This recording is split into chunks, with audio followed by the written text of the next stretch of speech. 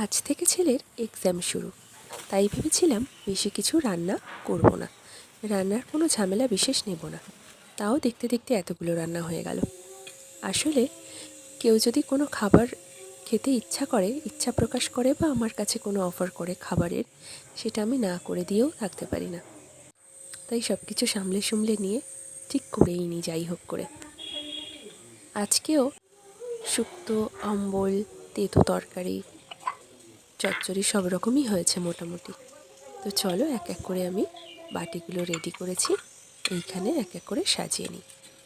আর তোমাদেরকে তো আগেই বলেছিলাম পাত সাজিয়ে খেতে দিতে বেশ ভালো লাগে, তবে পরীক্ষা কটা দিন একটু না করলেই ভালো হয়, কারণ পড়ার দিকে একটু ফোকাস করতে হবে।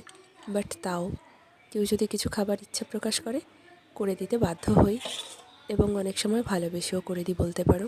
যাই হোক, আজকে ওই যে শুক্তো প্রথমে রেডি করে নিয়েছি, তারপরে বড় কোনো মাছ কিনে নিই, তাই জন্য আজকে একটু ডিমের কষাই করেছিলাম। তারপরে শাকের চচ্চড়ি করেছিলাম, একটু করলার তরকারিও করেছিলাম। কারণ এদিকে শুক্তোর তরকারিতে করলা দেওয়া থাকলেও করলার আলাদা করে তরকারি একটু খেতে পছন্দ করে বাবা। এই বাবার জন্য স্পেশালি করলার একটু তরকারি প্রতিদিনই হয় বলতে গেলে। আর ল্যাটা মাছের অম্বল খুব প্রিয় বাবার, তাই বাবার জন্য বিশেষ করে ল্যাটা মাছের অম্বলও রেডি করেছিলাম। মাছগুলো আলাদাই তুলে রেখেছিলাম, কারণ একসাথে করলে না ভেঙে যাওয়ার চান্স থাকে। আর যেহেতু ল্যাটা মাছগুলো অনেক ছোট হয়, এর উপর ভেঙে গেলে তো আর খুঁজেই পাওয়া যাবে না। তাই জন্য ল্যাটা মাছগুলো ফুটিয়ে আগেই তুলে রেখেছিলাম,